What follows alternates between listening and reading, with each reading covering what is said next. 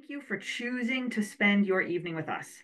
Tonight's debate is the second in our 2024 election series, in which we seek to examine some key arguments for each candidate in language that we designed to resonate with each candidate's supporters the best we could. In particular, because so many of both red and blue voters are feeling an existential dread in this election, and I don't think that's hyperbole. We've decided to focus our pair of resolutions on protecting something fundamental in our precious democratic system. Rather than putting the candidates head to head in a single debate, we've decided to dedicate one to each candidate. Last week's debate resolution was resolved. Donald Trump will stand up to entrenched elites. If you missed that one, again, the link is in the chat. Tonight, we're here to talk about Kamala Harris, and particularly the question of whether she represents, as many of her supporters believe, a preservation of democratic norms. We're not here to convince each other to take our side. We're here to express curiosity about others who see the world differently, because whoever wins, we're still all in this together. My hope is that you leave tonight's debate with an understanding of the hopes and fears of people on the other side. The resolution on the table is resolved. Kamala Harris will preserve our democratic norms. Candidate Harris will preserve our democratic norms. I call this debate to order, and I am now looking for a speech in the affirmative. We will go for our opening speech to Roy. Roy, please unmute, and you have 4 minutes. Okay. All right. Thank you very much. Can you hear me? Just a thumbs up. Yeah. Okay, great. I was going to wing it, but then I started taking notes while I was going to wing it. And so I ended up writing this thing. So I'm just going to read it because that will make sure I cover my bases. So this upcoming election is a pivotal moment for the preservation and advancement of our democratic norms. That is our shared rules of engagement for a vibrant, healthy democracy. And that's how I define democratic norms. We stand at a crossroads. This election isn't just about upholding traditions. It's about securing the bedrock of our democratic institutions in an era where political divides and shifting power dynamics test their resilience. So our choice in leadership isn't just about today. It's about securing the future. VP Harris represents the leadership our nation needs to safeguard and strengthen our democratic norms. Harris's journey through public service reflects a career-long dedication to upholding and advancing democratic values for her sole client, the people of the United States. From being twice elected as California's Attorney General, which is the world's 9th largest economy, to being its U.S. Senator and now as Vice President, Harris has consistently demonstrated a commitment to transparency, accountability, and inclusiveness in our democratic institutions. Whether it was leading the fight to protect voting rights or her insistence on accountability for systemic abuses of power, her actions demonstrate a profound commitment to the Constitution and the integrity of our institutions. As Attorney General for 6 years, Harris took on the dual challenge of enforcing the law while upholding civil liberties.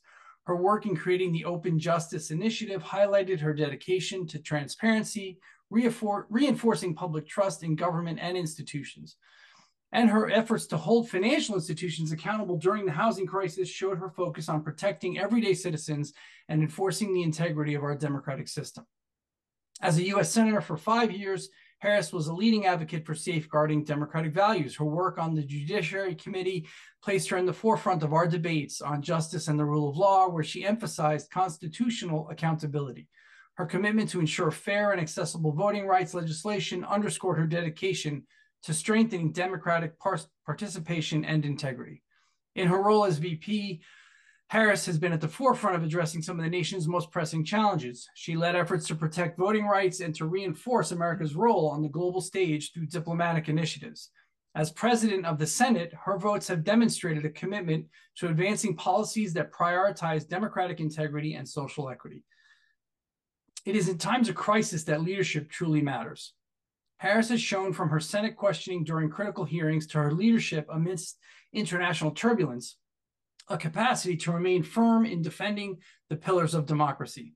This isn't about charisma. It's about holding the line and staying true to the essence of democracy when it's most at risk. Looking forward, one of our greatest risks is the erosion of public trust in our institutions. VP Harris understands this, which is why she has championed policies to protect and expand voting rights, to reinforce the independence of the judiciary, and to ensure greater transparency in governance. These efforts aren't about preserving the past, they're about future-proofing our democracy. As we face escalating global tensions and domestic polarization, the ability to foster unity and resilience becomes critical. Harris' experience in navigating international crises and her focus on coalition building, not only within the country, but also with our allies, demonstrates her understanding that preserving democratic norms requires unity at home and strong partnerships abroad. Ultimately, democratic norms are not just static traditions. They are evolving commitments that must be actively renewed. Harris has the vision and policies and the leadership to guide us through these turbulent times and to build a more inclusive and resilient democracy. In closing, if we want to measure a leader's capacity to preserve our democratic norms, we must look beyond mere rhetoric. We must evaluate their commitment to the Constitution, their ability to lead in times of crisis, and their vision for a more inclusive society. On these fronts, VP Harris has proven her dedication, and her record shows not just a defense of our current norms, but a proactive commitment to transforming them to meet future challenges. The question isn't if she will preserve our democratic norms, it's whether we will support leaders who prioritize these values. Thank you. With that, our speaker is thanked, and we will now go to questions. If you would like to ask a question, please raise your Zoom hand. And if you're new to this, jazz hands are a way that we can quietly support our speakers. So I am looking for questions for our speaker. Let's go to Paul.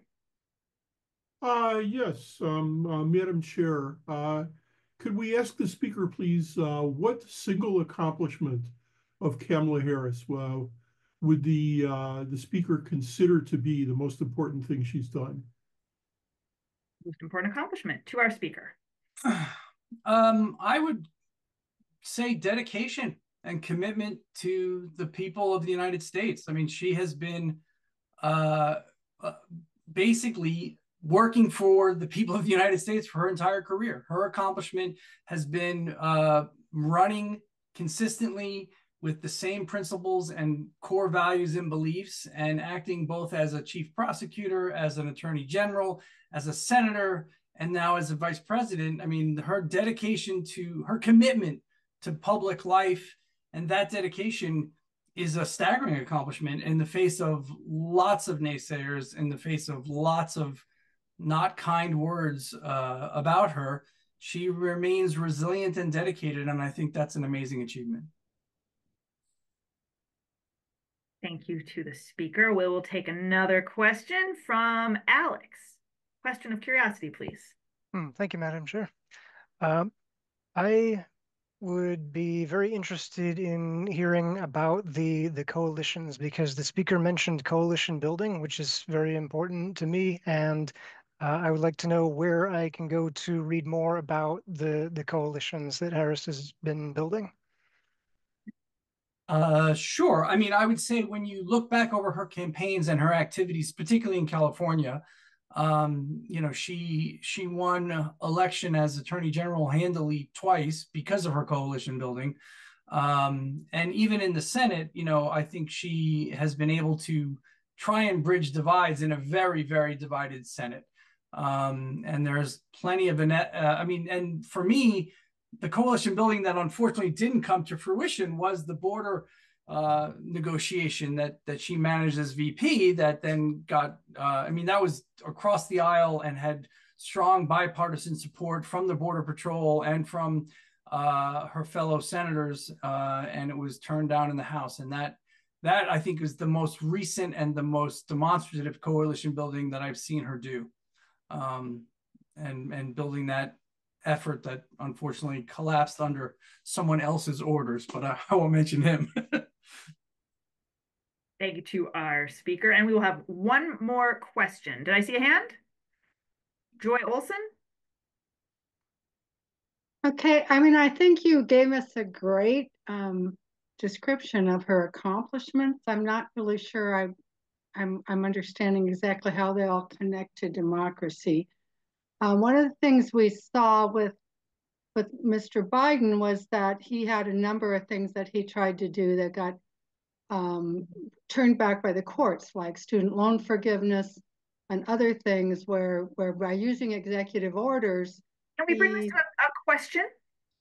Yeah, okay, yeah. My question is Kamala, what makes you think, or what evidence would you have, clear evidence, that Kamala is going to be more likely to cooperate in the rules we have for our democracy, which is that, Congress has to work with the president, and less likely to rely on the more dictatorial avenue of executive order? Yeah. So sorry. Oh, that was someone unmuted.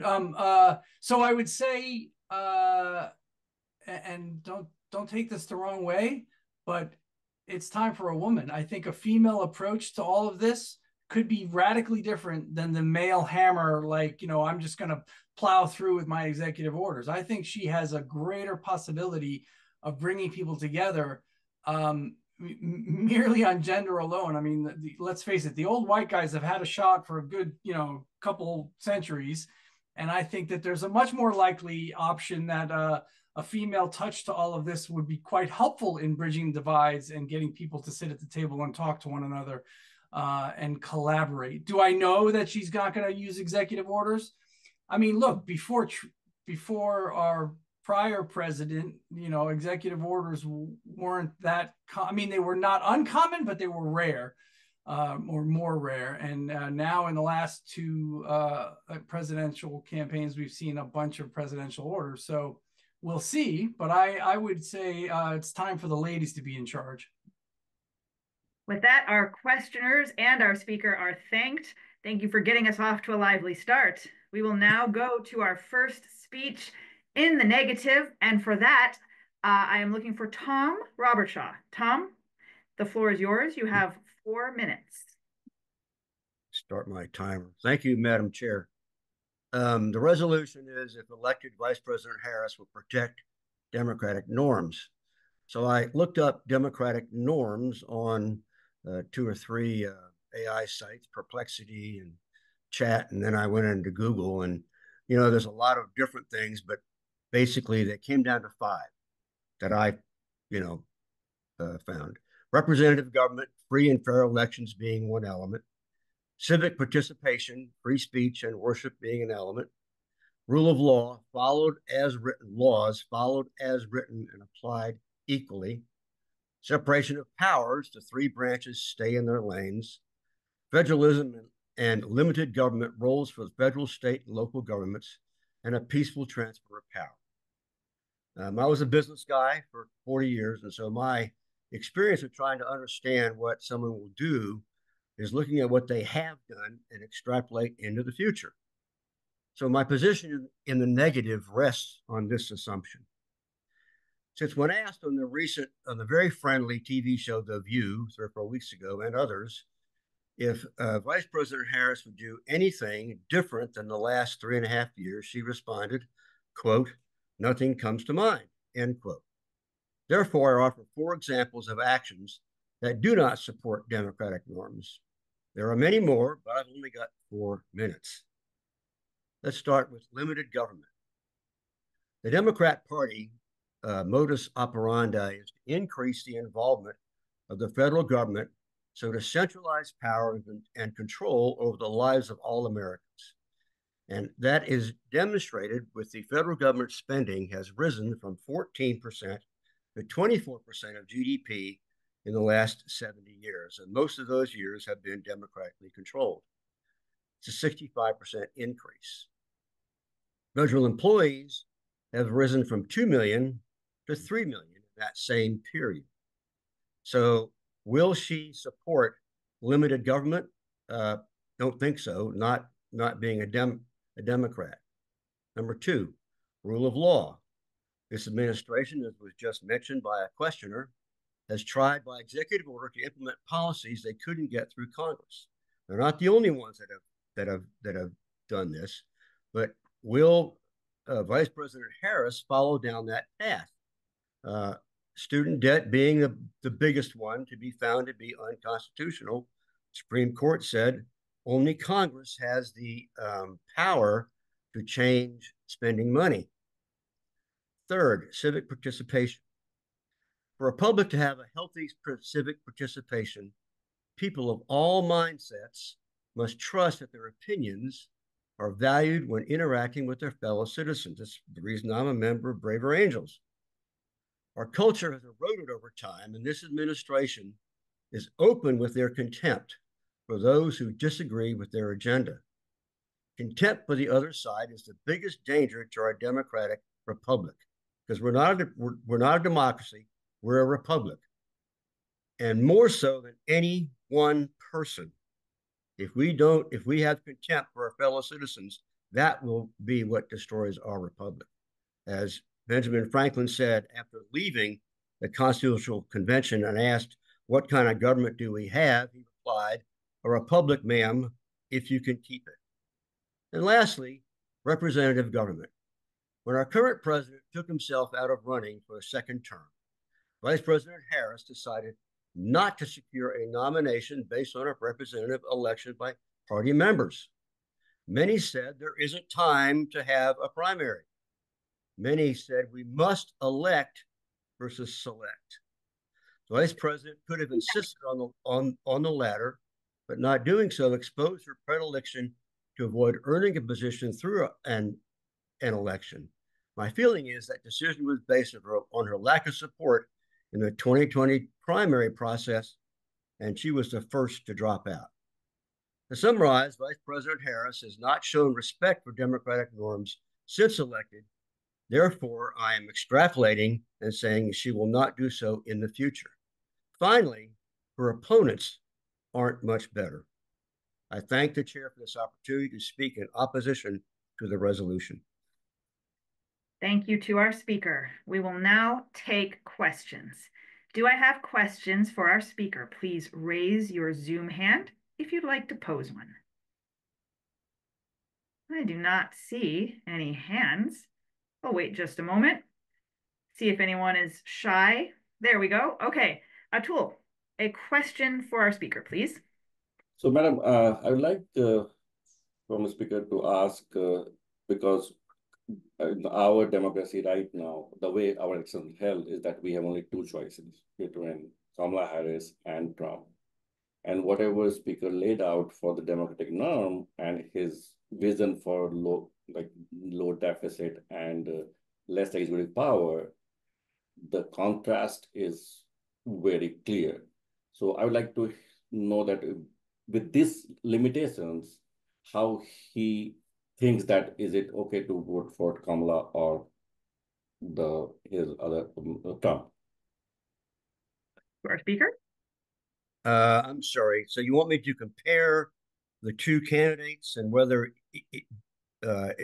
both won't, or I'm sorry, I'm not sure I understood, Atul. Would you repeat or clarify? My question is that when you have only two choices and you have to pick one, the other candidate has, how you think that the other candidate will fare in this, which will be better option for the country?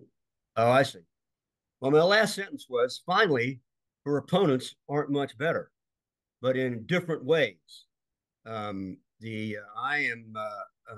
a limited government, small government guy, and I feel like both candidates could care less about our deficit, which is a existential threat to the survival of our country. We have different policy approaches on foreign policy. If I had to choose, if I had to give, I would give President Trump a slight edge, but they're both below what I would consider to be acceptable. Does that answer your question? Yes, thank you. Yes, sir. Going on to our next question, I will take William Merritt. Madam Chair, I would like to thank the speaker very much for a very logical presentation. I was particularly jolted by his use of the word contempt. One of the reasons I belong to Braver Angels is because I don't like contempt either. So now getting around to my question is the points that you brought out, That the speaker brought out. the points that the speaker brought out seem to be about the Democratic Party in general, as opposed to Kamala Harris specifically. And I mean, this is an imperfect world. I mean, when you got to play by the rules of the game, and if the Democratic Party is, as you describe it, which it probably is, can we bring this to a brief question? Yeah. So the question is, can you really indict Kamala Harris by going? Or indict. For going by the rules of the Democratic Party? You got to play by their rules. She's one of them. Okay, to our speaker. Well, if in fact we can agree that one of the Democrat norms of a democracy is limited government, meaning a smaller government, then Kamala Harris supports a larger government because she is a member of the Democrat Party, which is a party in favor of a larger government. So that's what my logic came from is, yes, she is a member of that party. Her opponent, even though he's a member of the other party, isn't much better. We have people that want to go to give more power to the government rather than having their powers limited and keeping in their own lanes, meaning executive orders and the judiciary and the Congress. The Congress has failed in its mission for many, many, many decades of maintaining power. I hope that answered your question. That answers the questioner's question. We'll avoid remember the second person pronoun tonight. But thank you to our questioner and our speaker. I will take one more from Bob Fraley. Yes, Madam Chair. The speaker made a couple of references. He was, yeah. So the first question I wanted to ask, I have a couple of questions. The first question I wanted to ask was the person running against Kamala Harris has said that he would be a dictator from day one. I'm wondering how that would lead to a democratic government. The Kamala Harris was actually running as a vice presidential candidate and was voted in as a vice presidential candidate before the presidential candidate pulled out. So it wasn't exactly her choice not to be elected, but she was elected as a vice presidential candidate. And her competitor also said at one point that people would not be voting in the future. Question, please. Yeah. Yeah. That's it, and so I'm wondering how that reflects on creating a democratic government if her opponent were to win. Thank you. Okay, thank you for the question. Well, my understanding of what the former President Trump said, I'll be dictator on day one, not dictator, and what that means is the same thing that other presidents have done on day one, as they fire all the U.S. attorneys. They cancel all the other guys or ladies' executive orders, and that's what I understand his reference was. And you can take that any way that you want. And Kamala Harris was selected as the Democrat Party candidate by the elected Democrat representatives, not in a primary system. So, yes, she was elected with Joe Biden as his vice president to run, but she wasn't really elected by the Democrat primary system. And that's what I was trying to refer to. And thank you for the question. And with that, our speaker and questioners are thanked. So yes, thank you very much. We've had our first round of affirmative and negative. Lively, I am appreciating this. We are getting to some hard questions. So we will go to our next affirmative from Denise Long. Denise, the floor is yours. Madam Chair, I submit to you the case that Vice President Kamala D. Harris and former President Donald J. Trump will undermine our democratic norms in their own unique ways. Yet, on balance, based on what the two candidates have said thus far, it appears that VP Harris will better preserve our democratic norms. I am a radical Republican. I voted for both Democrat and Republican presidential candidates. I've once chosen to sit out the presidential election cycle, but in truth, the degree of fairness in how our nation functions, the stability of our fragile representative republic, and moral authority of leadership are always on the ballot. This election is no different, yet it is more complex than orange man bad, brown woman good. For example, Trump is right on immigration moderation. The way our borders are currently being managed is against current immigration law, and it is an insult to those who've come in the right way, not to mention being completely disrespectful to multi-generational Americans who have yet to receive a similar red carpet into the mainstream of US society. Trump goes against equal protections in his promise to dismantle the Civil War era federal oversight of education, currently known as the Department of Education. He's against democratic norms to champion mass legal immigration, while at the same time correctly decrying competition for Black jobs. And he goes against democratic norms when he surrounds himself with those who constructed Project 2025 and its focus on using the Reconstruction era Department of Justice to charge anti-white racism against those who implement an honest teaching about the impacts of white supremacy and anti-Black racism in America. On the other hand, Harris's continuation of President Biden's border policies and mass illegal immigration are going to be disastrous for the burdens on our social and physical infrastructure, the voting power of everyday Americans, and competition for all elements of human capital. Although Harris's continuation of Joe Biden's racial equity agenda is necessary and honorable, she and Democrats at large are unfair and unethical to shoehorn chosen identity into the 1960s Jim Crow affirmative action and civil rights laws that were about repairing the centuries of unconstitutional deprivations heaped onto the descendants of US slaves and free Negroes. My family is one of those that still bear the inequities accumulated from the lawlessness of multi-generational mob rule. I'm not a single issue voter, yet socioeconomic prosperity and its companion preservation of the legacy of the founding Black population of the USA is my top priority for all candidates, be they Republican, Independent, Green Party, Democrat, and so on.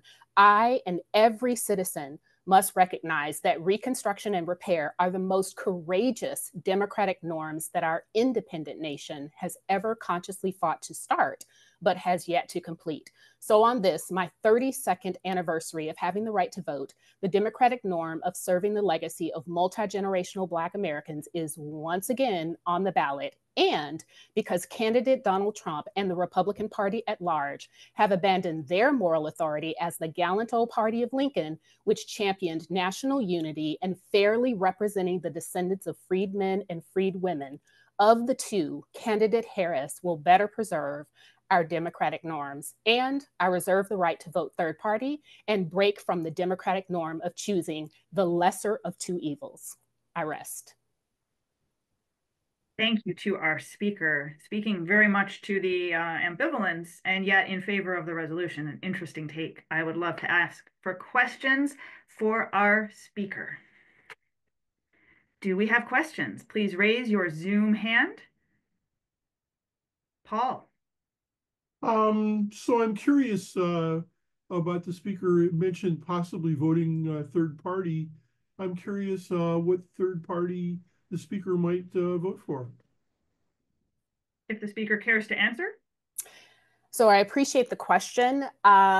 I have looked at my sample ballot and I appreciate some of the distinctions that JFK brings to the table. I also appreciate the specificity of Dr. Cornel West when he names Black Americans particularly, which it seems to be a difficult thing to do for any party to do. So I'll make that decision when I am in the voting booth. Moving to our next question from Bob Fraley. Yes. You mentioned that you didn't completely. Please. The speaker mentioned. I'm sorry, the speaker mentioned that she currently did not support Kamala's view on immigration. My question is this: if the immigration bill that had been presented by Congress and was agreed across parties had passed, do you think that would have improved the border situation of the current administration? I appreciate the question. My research understanding about immigration and the reading of the bill is that the supplemental bill 815 in particular would have actually required thousands of illegal immigrants to be released into the United States. And when I say require, I do mean require. So while they would have couched it as a win for the administration, the reality is that bill, having been passed, would have written illegal immigration into law. And therefore, what will illegal immigration actually have been? Yeah. Do we have one more question? Going to the previous speaker, Tom Robertshaw. Tom, please unmute yourself. Sorry about that. Madam Chair, would you ask the Speaker if she would comment on the policies in President Trump's first administration that raised the, lowered the unemployment for Black Americans, provided sort of record new support for HBCUs, and as a effort to do something on the socioeconomic for Black Americans. Thank you. To our speaker. Definitely appreciate that question. HBCUs have been historically underfunded. I appreciated the correct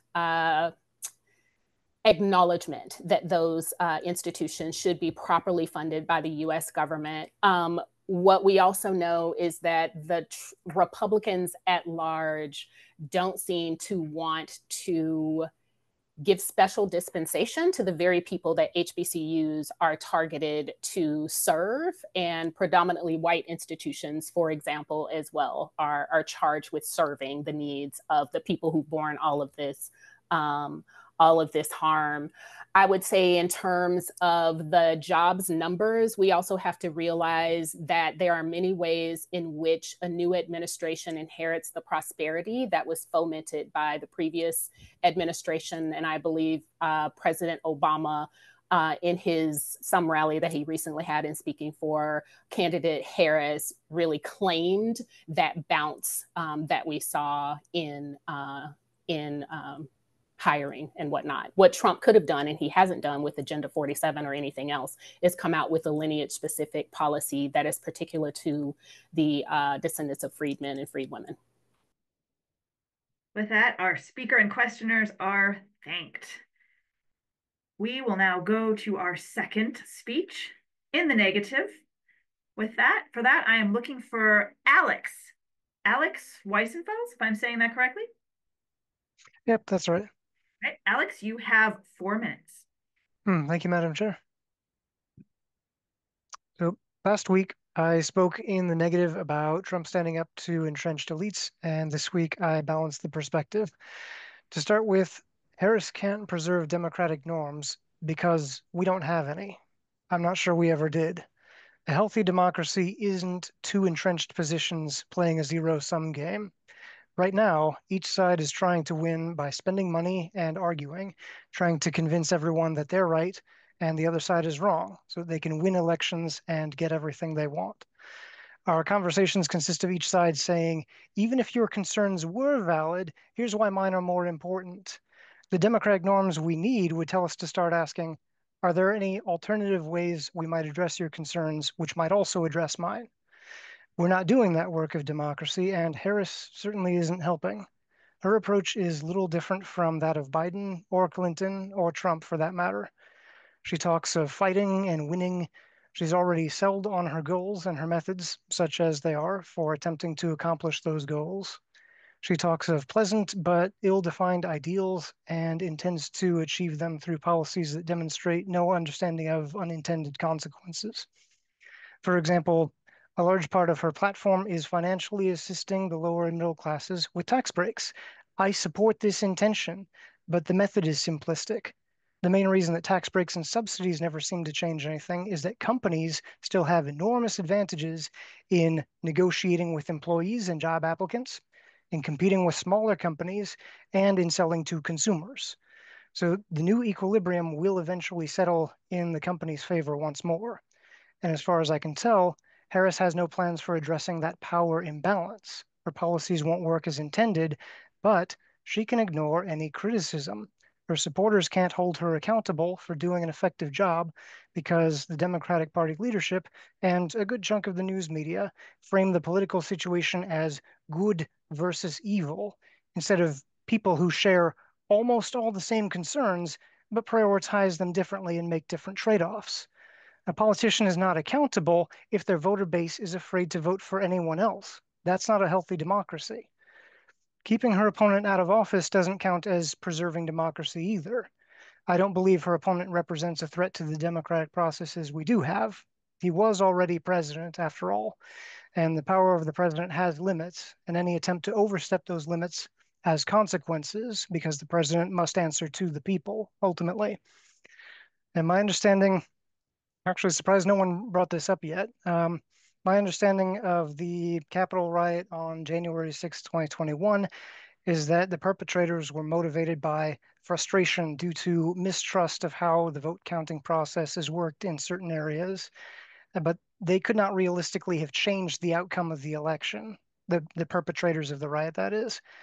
However, expressing frustration through violence is certainly not something that we want to consider a democratic norm. So to prevent this frustration, we can adopt the democratic norm of holding our leaders responsible for actively building trust with opposing parties instead of treating them like an enemy to be defeated. Real leaders listen to everyone and work to build better options for all. And if we want to start electing real leaders, we're going to have to explore, recognize, and support ideas that are better than what we currently have in mind. Harris will not preserve democracy. That job falls on us, the people. It always has. Thank you. With that, our speaker is thanked. Before I go to questions, a brief comment from the chair, which is simply that the speaker's thought-provoking speech, I hope, will remind the room that it is possible to speak in the affirmative of both of last week's and this week's resolution or the negative without revealing which candidate the speaker is speaking or is supporting. So just food for thought. Thank you to the speaker for a thought-provoking speech. And now I will go to the room for questions. Do we have questions for our speaker? Raise your Zoom hand and pose them to me. Perhaps the speaker has left everyone speechless.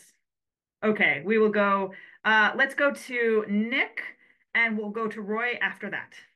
Okay, thank you, Madam Chair. That was a very thought-provoking speech the speaker gave.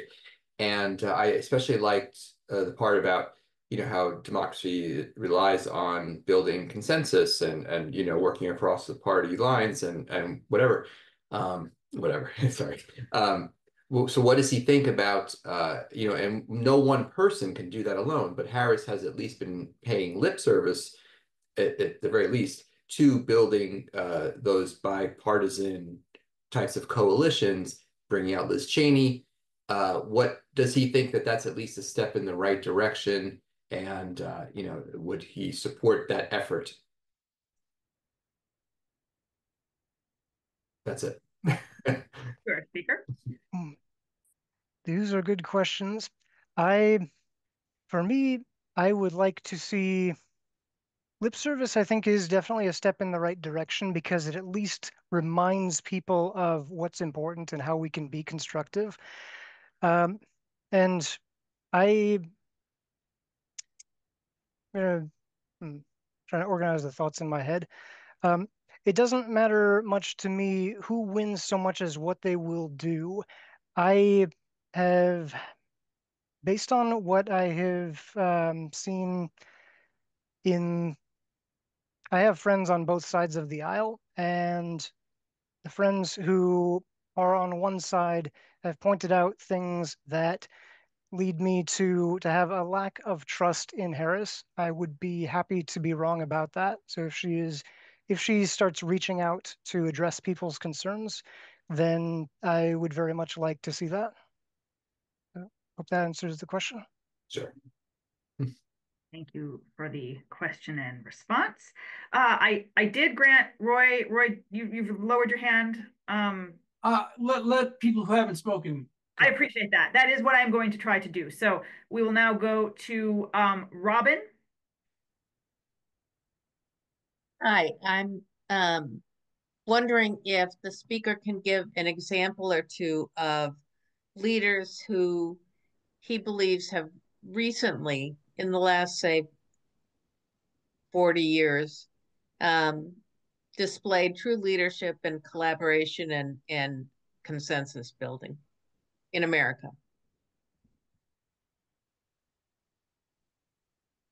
That is a good question. It's hard to think of examples, which of course is part of the problem. Oh, no, it isn't. Well, let's see. So first one that comes to mind is Andrew Yang. I'm still a supporter of his. I think he's got great ideas for building mutually acceptable outcomes. Pretty much most of the ideas in his policy platform I supported when he ran in 2020. Let's see. I was disappointed when Dean Phillips dropped out recently. Robert F. Kennedy Jr. I don't agree with all of his ideas, but he at least seems to be trying to build outcomes that are good for everyone. So I hope those are some good examples to get started. That's just off the top of my head.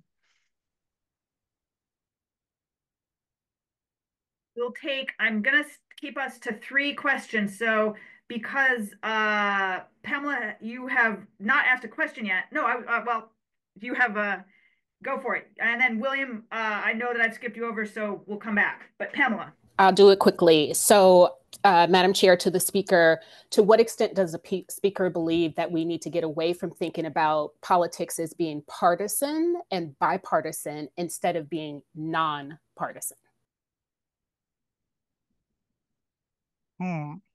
That's not entirely sure I understand the question, but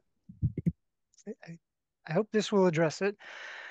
So what I do is instead of looking at things with a label of red or blue, I just look at all of the trade-offs that people are being asked to make. I break them down in terms of costs, risks, habits, and trust. And people disagree about what trade-offs they make because they're in different positions and those trade-offs affect them differently.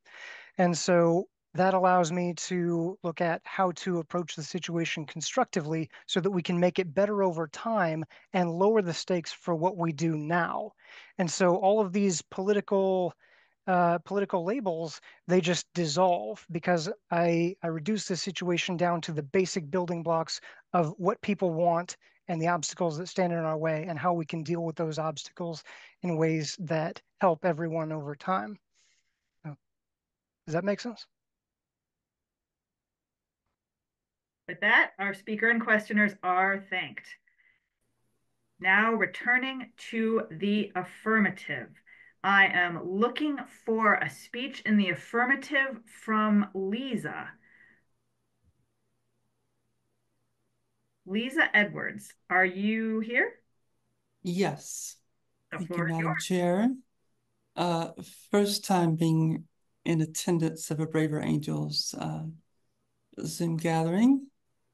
Welcome. And so this is all quite new to me. I'll probably be the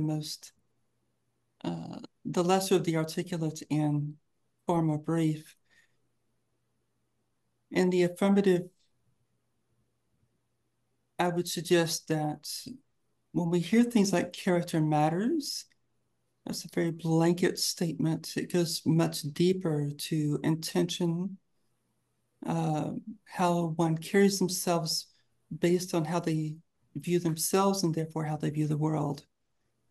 And so I would say in the affirmative that Vice President Harris has and appears to continue to carry herself from a place of sincerity, that there are people to help and there's much more work to be done, and that politics as it is a game that's been put in place a long time ago, and that concessions seem to always have to be made. And so the best and most effective and helpful decisions that would benefit the greater number of people is probably the best way to go. And I feel that not just in contrast to her opponent, her primary opponent, that she seems to live from this understanding of having a government for all people, recognizing that perfection is a wonderful concept, but that's not what we're striving for. And it would be unhelpful to believe is the goal, that we deal with what we have in play, and we can still strive for the future. But if we're in avoidance or resistance to what is in play and how the playing field has been laid out, then we fall into ignorance. And once one falls into a space of ignorance, then they will act accordingly and say and do things and set policies and try to coerce people into agreement as opposed to understanding. And so I would suggest that Vice President Harris does not have the hidden agendas that maybe have been expressed by and large of the media sphere.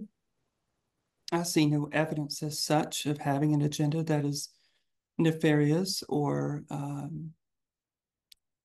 is against any portion of the population. So that's my affirmative statement of resolution. Thank you. Thank you to our speaker for her first speech in a Braver Angels debate. So we will now go to questions for our speaker. Please raise your hand if you would like to ask our speaker a question.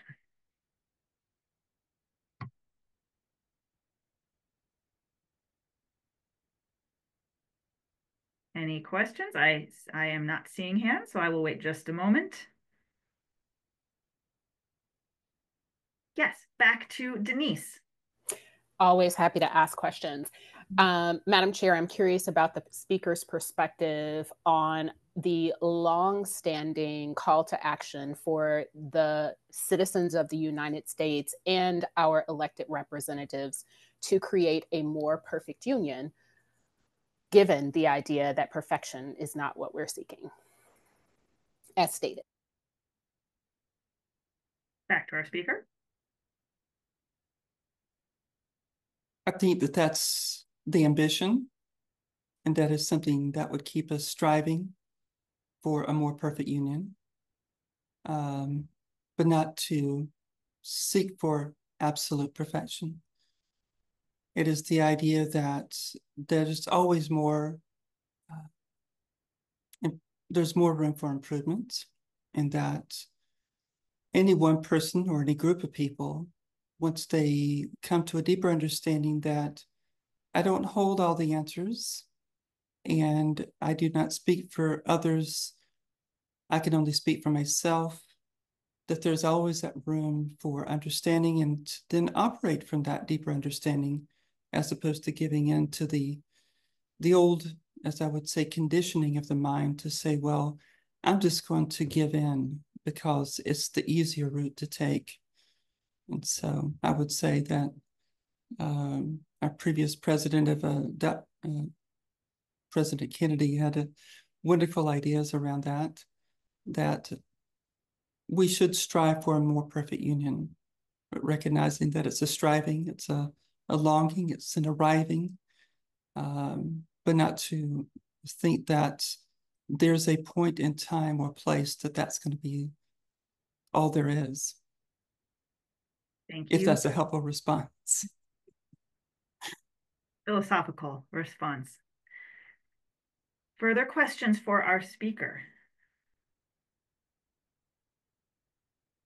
Any further questions? Seeing none, our speaker and questioner are thanked. We will now go to a speech in the negative. For our next speech in the negative, I am looking for Sherry. Sherry, do I have a speech from Sherry in the negative? Sure, sure. I want to say first that I'm a big believer in policy, not politics. And I guess I'm going to define democratic norms as respecting our Constitution and upholding our laws, not with broad statements, but kind of specifically. So right now I'm here to suggest to you that I don't see that Kamala Harris has done those things. I'm going to go through a couple examples. I think that encouraging ineligible and non-citizen voters to vote is unconstitutional. The Harris DOJ sued states to stop them from taking non-citizen voters off the voter rolls, recently in Virginia and Texas. Even the DHS refused to verify immigration records. So that concerns me. That's clearly a very important part of our Constitution, citizens voting. The border. I think it's fundamental policy that a president must protect our borders. And I have to be honest, she has obviously failed at that, right? We know the Border Patrol 100% endorses the other candidate. Why? She encouraged illegal entry of more than 12 million by instantly agreeing to cut off all the previous policies, even flying 700,000 illegals in from places like Venezuela and including Venezuelan gang members. We know there's over 60,000 Chinese who've come in illegally. That's a unique thing. And she wants to decriminalize illegal entries. One of the things that makes me the most mad as a tomboy, anyone who wants to get rid of Title IX protections for women and girls sports, in my mind, is absolutely unconstitutional. I find that as a tomboy who's still a girl, very disconcerting that anyone would try to suggest that boys should play in girls sports. Title IX was such an important thing for women's rights, and I can never support someone who doesn't support that. I have to say, she's not supportive of the First Amendment. She and the regime, the Biden regime, definitely endorse censorship. We're hearing this a lot from Democrats recently. She's personally worked to suppress free speech and censor true information. And if you want some instances of that, call me.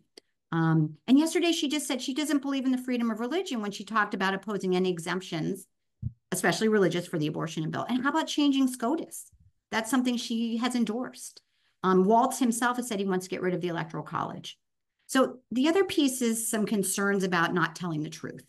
She had a responsibility to us as the American people to be honest about Biden's mental declines. Waltz said on July 2nd, and she said throughout June, that Biden was up for the job. She didn't tell you the truth then. You've got to ask yourself, what's she going to do next? There's a lot of other things. I know you probably see the recent FBI report on updated crime data. She's been saying things that weren't true about the crime. This is important for America to know the true facts and our leaders to work against them. I have to say, I wish she would, but she is certainly an attorney. She's certainly a lawyer. I think she understands these things. I think she knows that what the Constitution says. I just don't see her actions reflecting this. It's great to talk about broad statements and niceness and projecting things, but we've had both of these people in power, and they've revealed through their behaviors and through our success in those various time periods, if they are going to behave constitutionally or not. I just don't see that happening the last 4 years, and that concerns me greatly. Thank you to our speaker. I'm now going to questions. Do we have questions for our speaker? Please raise your hand if you wish to ask a question. William. Thank you, Madam Chair. I would like the speaker to respond to the following statement, please. Quote, Kamala Harris will protect democratic norms, even if she does nothing more than keep someone else out of the office who has expressed disrespect for the Constitution, the military, and the willingness to turn the military on its own citizens. Even if she does nothing else besides keeping that out of office, will she have not protected democratic norms? No, I mean, I think first of all, as you know, the press distorts a lot of communication. And I think a lot of these, that's why I said I don't like that broad kind of statements, I mean, that are being said. I mean, what you're saying is that you don't care what actually happened. You only want to use interpretation of words to decide what you think. Oh, I'm sorry. Yeah, or general you or the questioner. Oh, the questioner may be asking, you know, if someone tells me over and over again, I mean, democracy dies in darkness. We've heard a lot of these statements by the press that make people have this fear. And I think you can look and say, first of all, when most recent President Trump was confronting COVID, he actually totally allowed the states to do as they wanted. He did not do, I'm dictator on day one. So there's so many proof positives that just refute kind of the suggestion that your vote for one way should just be based on emotion. I want you to base it on policy, results, and facts. The results about the border, the results about inflation, the results about, you know, voting legislation, the votes about Title IX. You know, these are the policies that I think that she has not provided constitutional leadership on, and that concerns me. And the certainly First Amendment, the freedom of speech, the freedom of religion, the freedom to assemble. These are key constitutional things. So look at the Constitution and see who actually has done the right thing on that front. Thank you to our speaker. And I hear you asking me, because you refers to me only in this debate, to vote. I hear you asking me for the vote. So sorry. No worries. Okay, we will go to Sarah for a question. Yes, thank you, Madam Chair. I guess I have a very simple question for the speaker. The speaker seemed to place a lot of importance on being truthful and suggests that Kamala Harris has often been untruthful. And my question is to the two candidates. Well, maybe rephrase it. My question is, do you not think there is also a serious problem with lies from Donald Trump or lack of truth from Donald Trump? Thank you.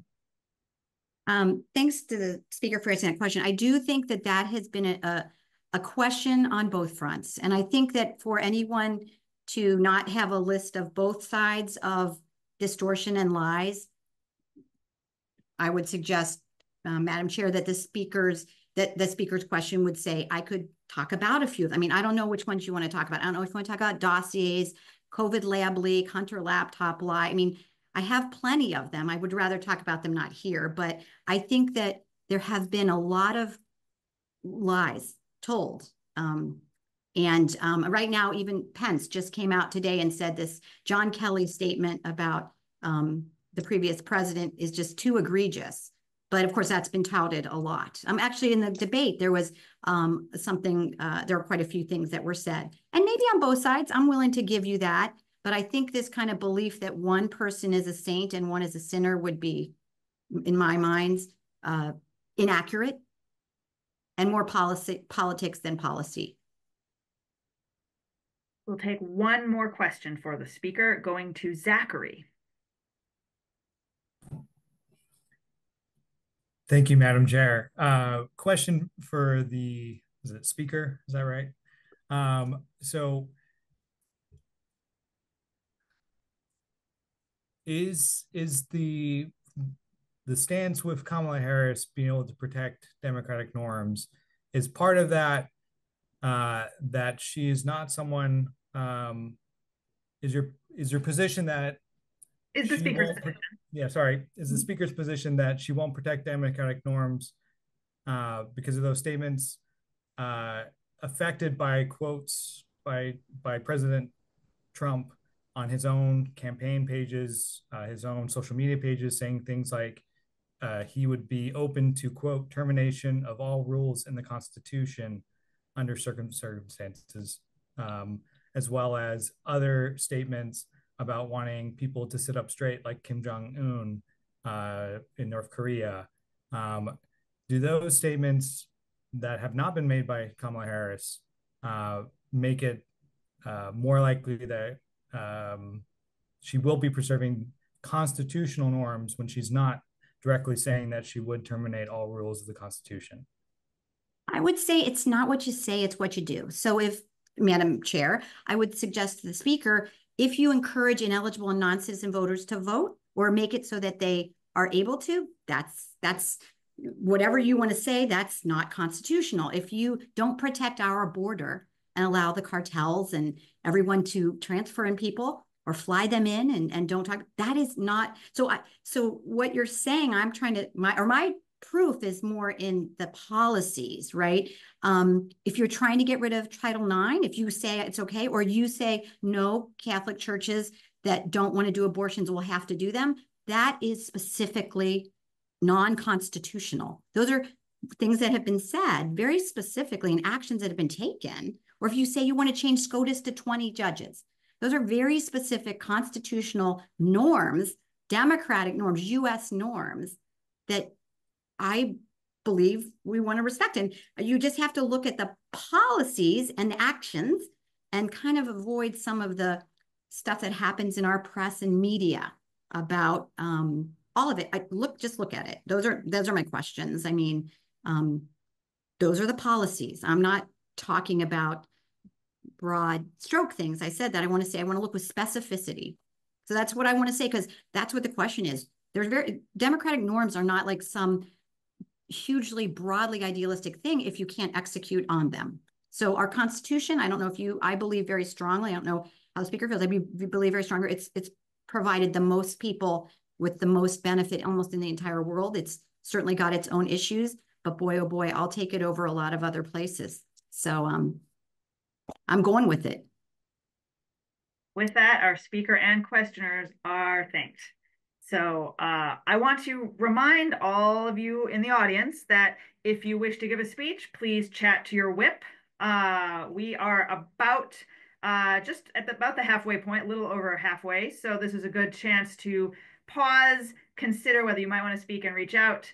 And I also will say, just on general you, I do recognize that sometimes we use the pronoun you to say you, assuming you want to exercise these policies, and I do recognize that, and I will occasionally let those slide to not be overly annoying. But so we will now go, as I hope some of you are reaching out to the whip to make a speech with some of our lined up speakers. Next one in the affirmative will be Atul. Atul, are you ready to speak? Yes, Madam Chair, and thank you for this opportunity, and I really appreciate everyone's views. I will start my speech with what Tom gave in opposing this resolution, and his one democratic norm was the peaceful transfer of power. And that is a biggest democratic norm in my mind. Across the world, in every democracy, is the biggest, I think, most sacred norm. And I definitely have many issues with both the parties and how they deal with it, and the Congress and everything. The entire two-party systems creates a lot of issues, which was definitely opposed by the first president, that we should not have any party. However, coming to the choice between what we have today, we have one person who still does not accept that he lost the election, who called the Secretary of State to change the election. He employed his lawyers and his cronies to change the slate. He tried to force his vice president to do unconstitutional things. I have never seen anyone ever in any democratic process has that kind of blatant disregard for a simplest norm and the most sacred norm of transfer of peaceful power. He, after 2026 or January 6th riots, or whatever people call it, he is still, like in my memory, never happened that the previous president did not sat for the new administration. He did not. He just flew away, taking all the classified documents along with it. And I don't know what else. From his first national security advisor, how many people has been indicted and gone to jail, including his supporter who went to January 6th? From national security advisor to Steve Bannon to his other advisor from Florida. I don't remember all the names.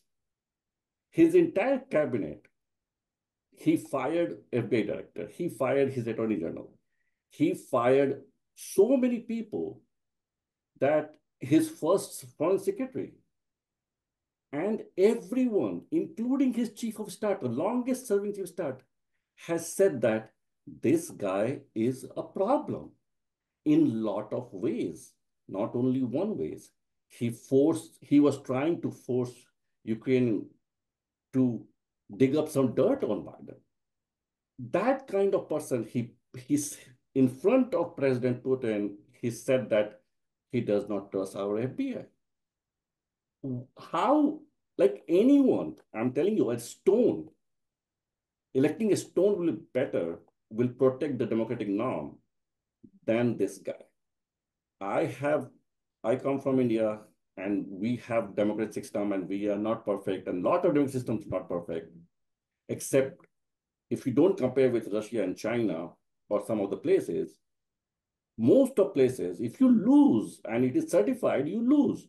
No one, and you go to court, no one tried to force things and like the things which he has done. Thank you, Madam Chair. Perfect timing. We now will take questions for our speaker. Sherry.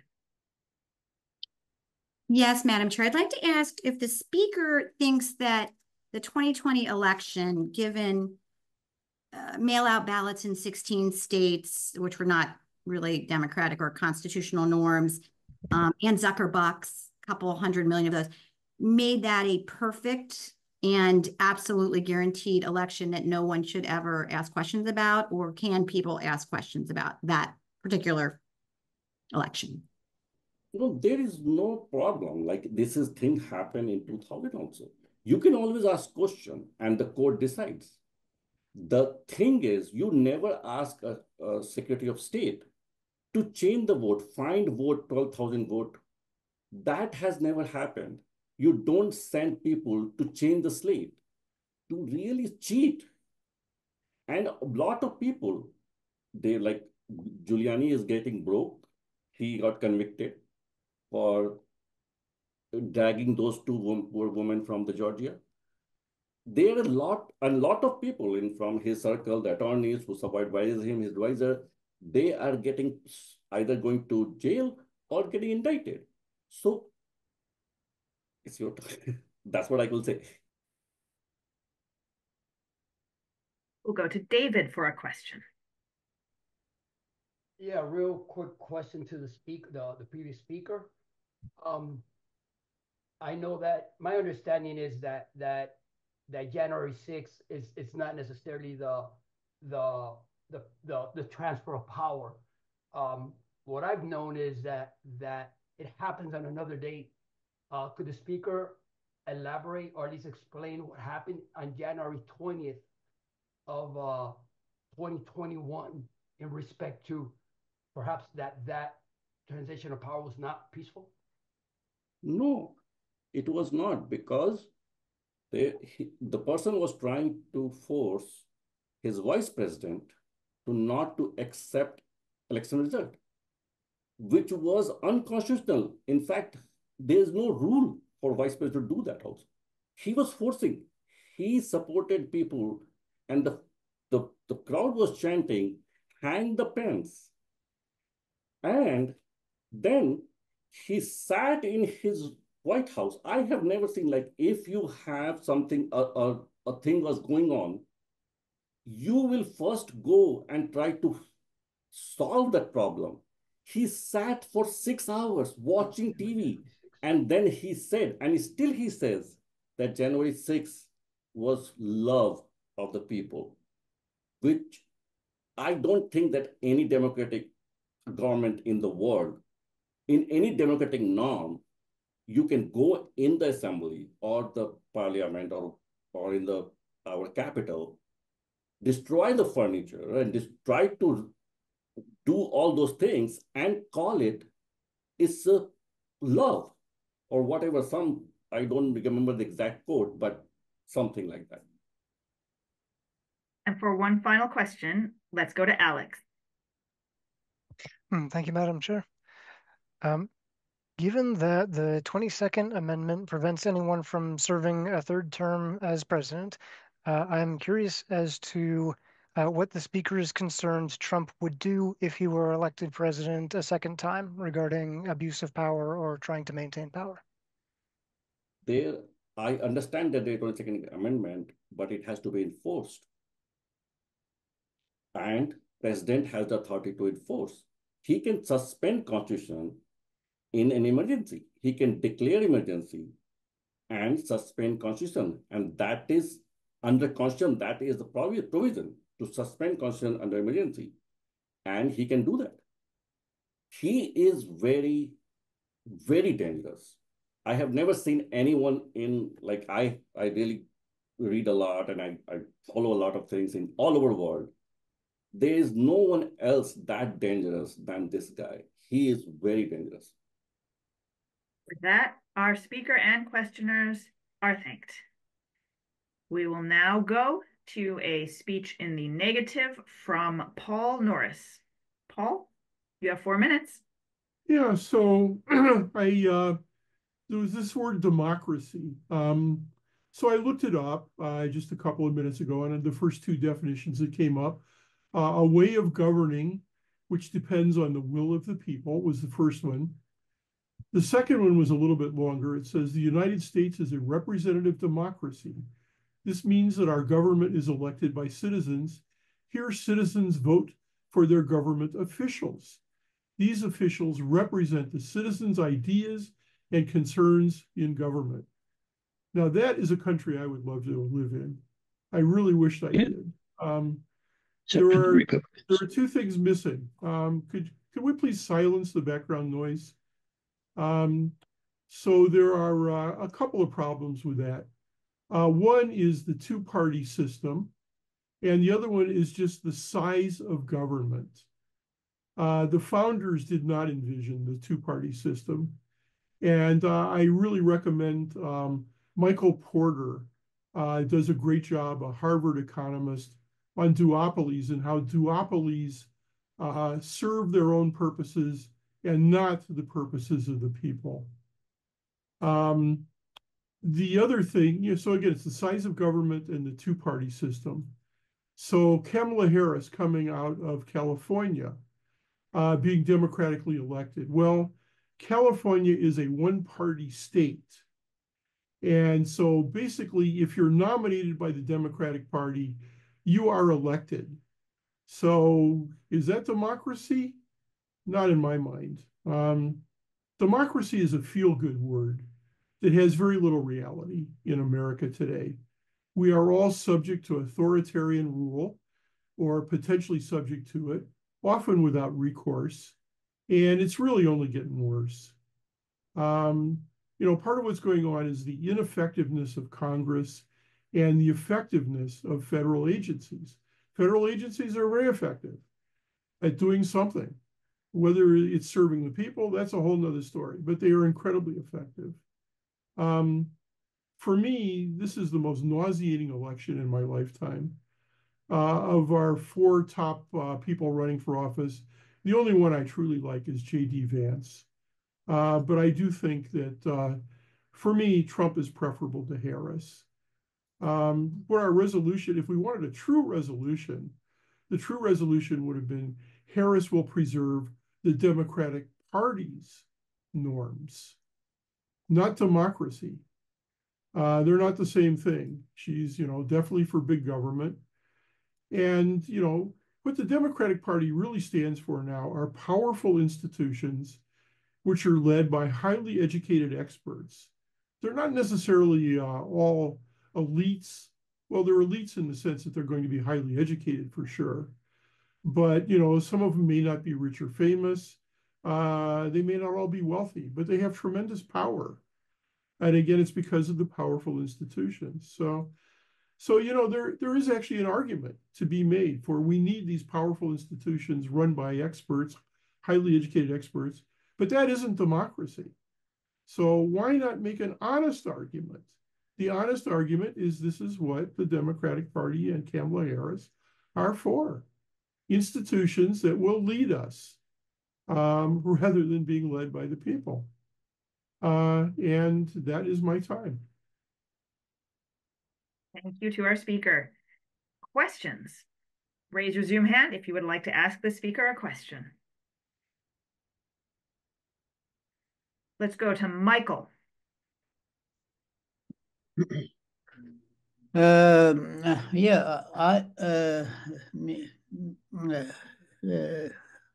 I'd like to ask the last speaker. I understand that he does not like when there is a too big and powerful government, but what's wrong with the government employing experts and well knowledgeable and educated people? Do you prefer that the government would employ less knowledgeable people or less responsible or what? So could the speaker clarify this point? Yeah, so having experts running powerful institutions is probably actually quite inevitable. Just given, the complexity of our modern world, the size of our population. However, the thing that I object to is that there is no recourse and that nobody is really paying attention to the fact that these people are blind to the consequences of a lot of things they do.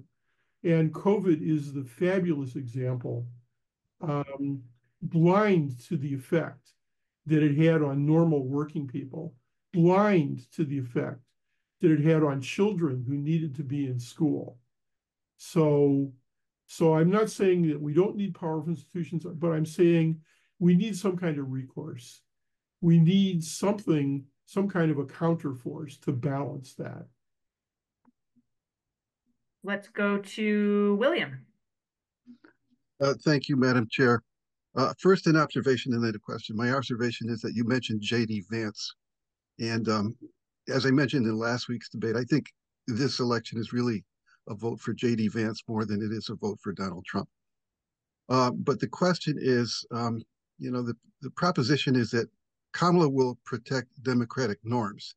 And yet the speaker made the statement that I prefer, or he prefers Donald Trump over Kamala Harris.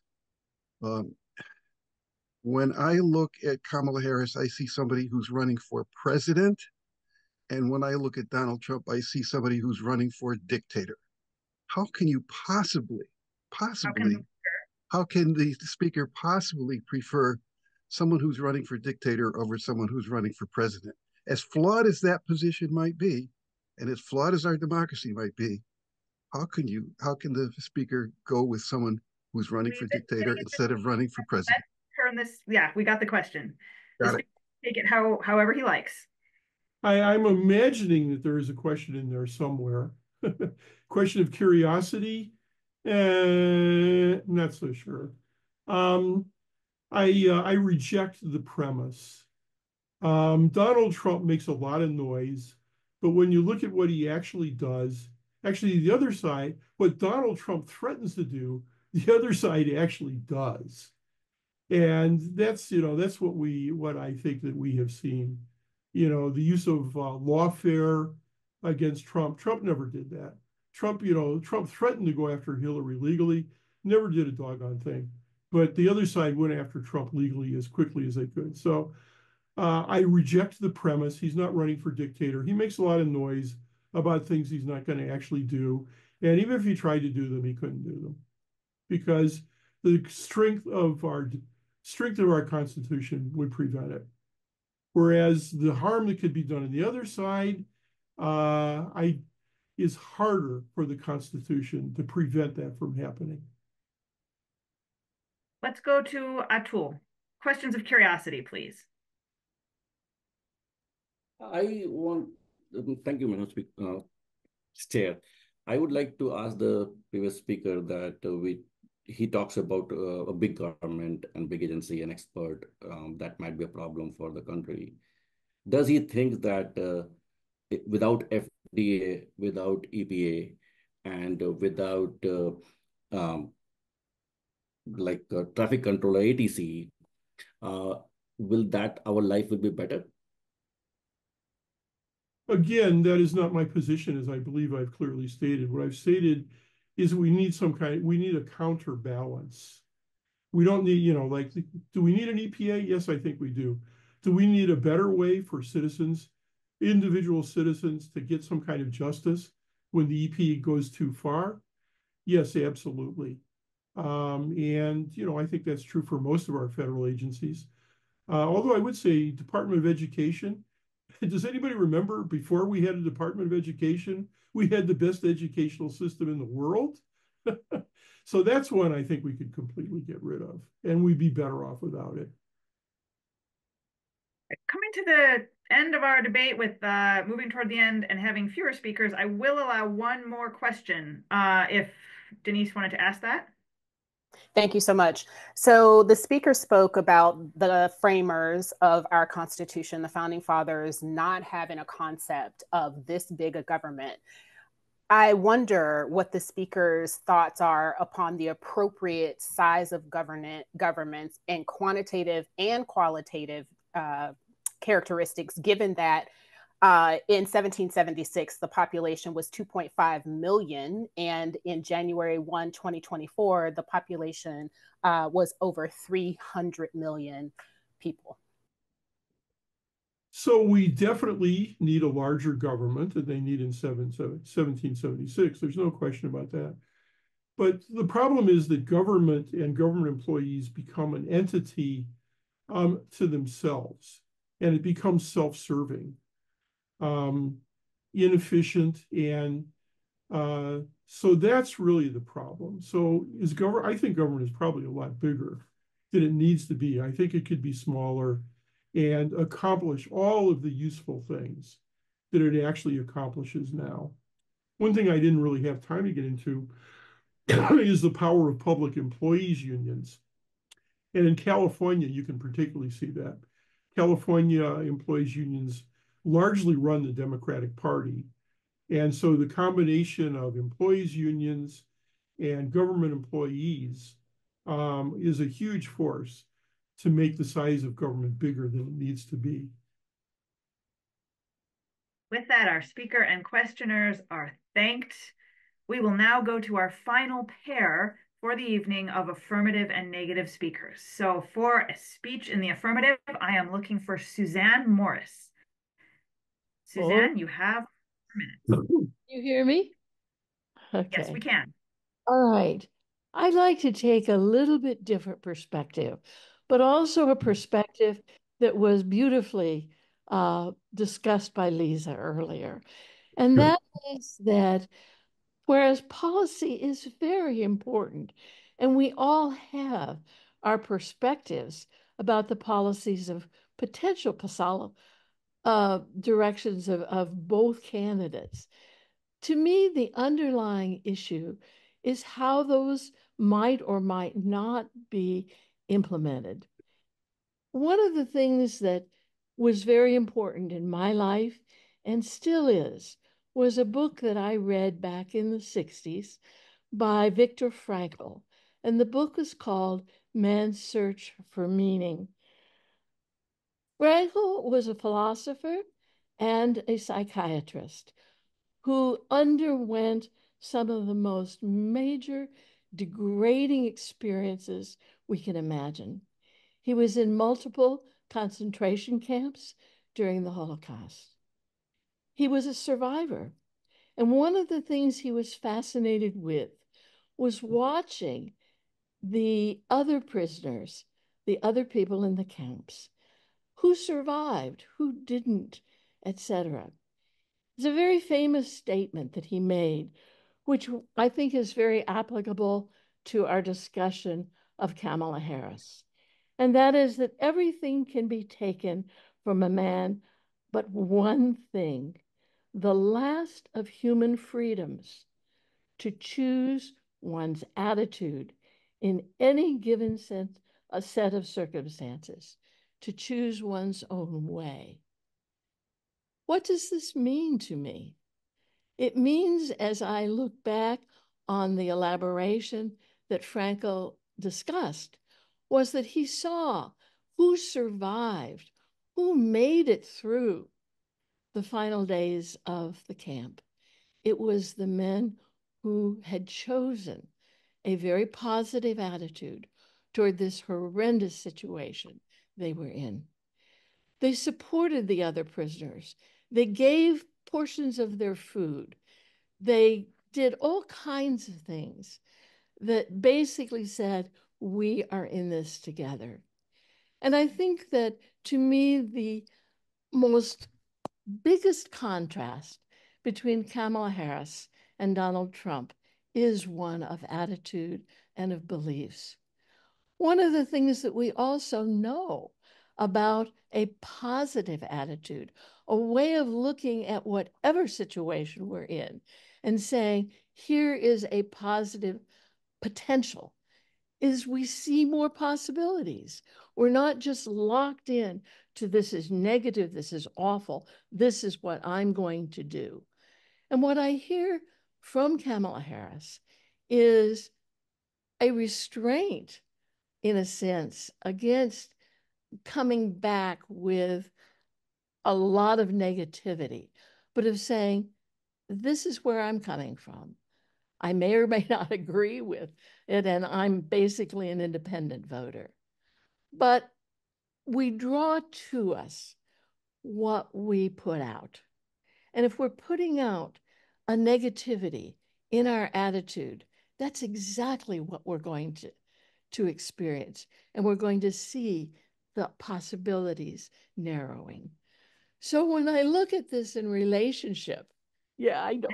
When I look at this in relationship to the question of the Constitution and our democracy, I see the positive, happy potential of Kamala Harris as leading us, being more likely to lead us toward positions that we can share, positions that represent all, not just both sides of a continuum, but all sides.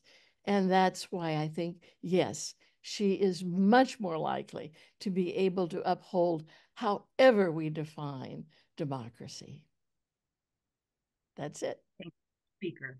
Okay, I'm now looking for questions for our speaker, and we'll go to Sherry. Thank you, Madam Chair. I am curious, does Suzanne, does the speaker consider the role of president to be more an executive or more of a figurehead? I think that, Madam Speaker, I think that the questioner, to me, it's potentially both. I think that we, all of us, have in that kind of role, have a figurehead as a model, in a sense. But we also have the implementation and guidance. And I think the question is this something that I say, this is what we must do, or this is the issue? I am a leader here, but I'd like the input from other people. We'll now go to Michael. Is your hand still raised from the last time, or do you have a question? No, okay. Sorry, I assumed that it would be lowered automatically, and it did not happen. Thank you. Sorry about this. Let's go to Alex.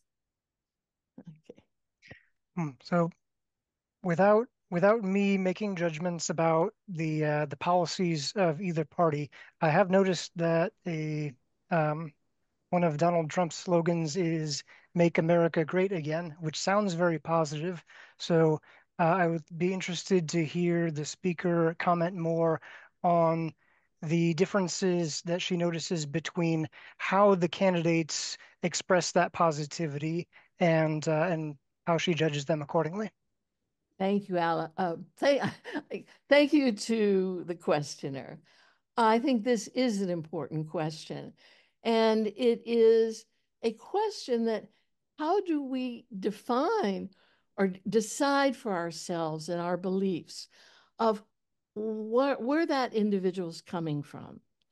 We've talked a lot tonight about the verbal aspects of communication. My specialty as a professional is in nonverbal communication. And so I watch how that person expresses themselves. It's not just the words. It's not just whatever. It is a genuineness I see and I perceive in Donald Trump, a genuineness that says, I'm it, believe me, this is what I'm going to do. I see a genuineness in Kamala Harris, on the other hand, of not the pompous kind of thing, but of saying very often, I don't know. I've changed my mind. I'm thinking about this. And of saying, in a sense, both verbally and non-verbally, that she's open to a collaboration. And that's what I'm looking for in it. And one of the policies that I've had from the beginning is I don't listen to the media. I only listen to what the individual is saying. And also recognizing that the media can take things out of context. They can give one small blurb that has nothing to do with it. And I think this is where we have to educate ourselves.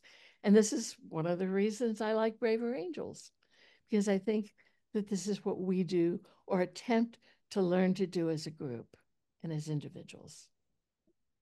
Thank you. And I see your hand, David. I'm going to keep us with 2 questions because we are running short on time and go to our final speaker of the night. Let's go to Darren McCormick. You have 4 minutes. Thank you. So if you want to talk about election shenanigans and democratic institutions or dictatorship or whatever, you know what you need in order to talk about that stuff? Freedom of speech. Freedom of speech and the freedom to listen is the bedrock of our democracy. Every democratic theorist agrees censorship is incompatible with democracy. And this was a bipartisan position for almost the entire history of our country. Kamala advocates for the censorship of ideas. Therefore, Kamala opposes democracy. That should be sufficient. But let's flesh it out a little bit. By colluding with media companies to suppress true medical information, the Biden-Harris administration violated the First Amendment rights of every American, as well as their medical right to informed consent.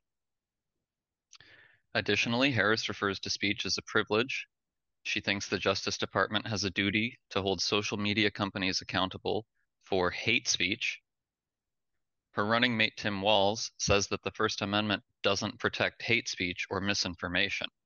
It absolutely does, and he is spreading dangerous misinformation.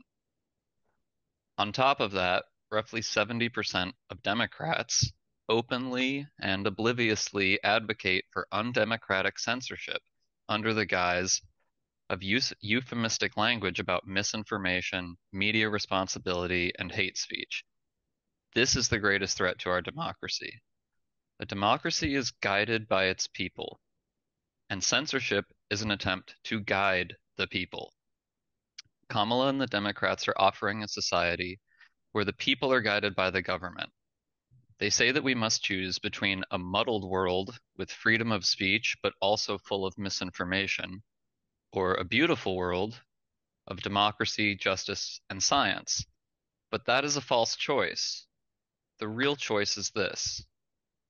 On one side is censorship, government misinformation, authoritarianism, and the science. On the other side is freedom of speech, true and false information, democracy, and actual science. So while I too worry about what stupid people believing stupid things and doing stupid stuff could cause, I'm not frightened of the boogeymen of hate speech and misinformation because I'm a liberal and that stuff doesn't work on us. Thank you. Our speaker is thanked, and I will take 2 questions, seeing the lateness of the hour, for the speaker. Atul, please keep your question brief. I will, Madam Chair. I would like to ask Speaker does a pedophile saying something on the social media about how he's going to abuse children covers under freedom of speech? And one more thing is that does social media also filter out a lot of things by themselves? Is that also a censorship? To our speaker.